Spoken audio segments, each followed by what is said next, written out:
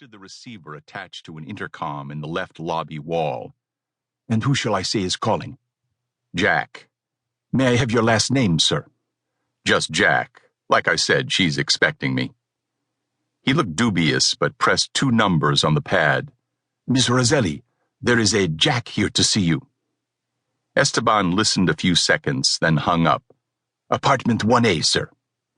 He pointed to a hallway leading off the lobby. "First door on your right." He stared at Jack. "Are you related?" "No, we've never met. Why do you ask?" "Just curious. I've been working here 2 years and you're the first company she's had. You'll like her. Nice lady, the best." Glad to hear it, Jack thought. Nice ladies were always easier to work for than the not-so-nice. Later this afternoon, he'd be meeting another nice lady customer. But so far, Maria Rosselli was a mystery. She'd emailed him from his website, leaving a phone number, saying it was important. When Jack had called her back, she was evasive about who had referred her, saying over and over how she was so worried about her son and how she needed Jack's help. She was the second customer in 2 days who'd refused to say who'd referred her. Jack liked to know how his customers managed to find him.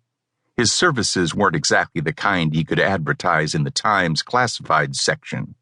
He'd made some enemies along the way, so he tended to be wary of customers who popped up with no identifiable references.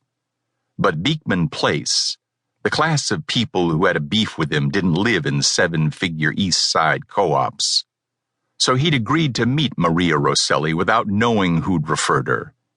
He'd also agreed to meet at her place. She'd said she was physically handicapped and it would put a burden on her to meet him elsewhere. Hadn't liked that either, but something in her voice. Anyway, here he was. He knocked on 1A and a dog started barking. A woman's voice on the other side said, "Hush up, Benno, it's all right." Oh, hell, Jack thought, another woman with a dog. Maybe he should turn and go. The voice rose in volume. "Come in, it's open." He took a breath and reached for the knob. Might as well see what was up. He hadn't committed to anything. Nothing said he couldn't walk away if he didn't like the setup. 2. An angular, dark-haired woman, maybe mid to late 50s, sat on the thin cushion of a straight-backed chair. Both gnarled hands rested on the silver handle of a wooden walking stick. Dark eyes and a long nose, with a slightly bulbous tip, were set in a smooth, round, puffy face that didn't go with her wizened body. Close at her side sat a Rottweiler the size and consistency of a fire plug.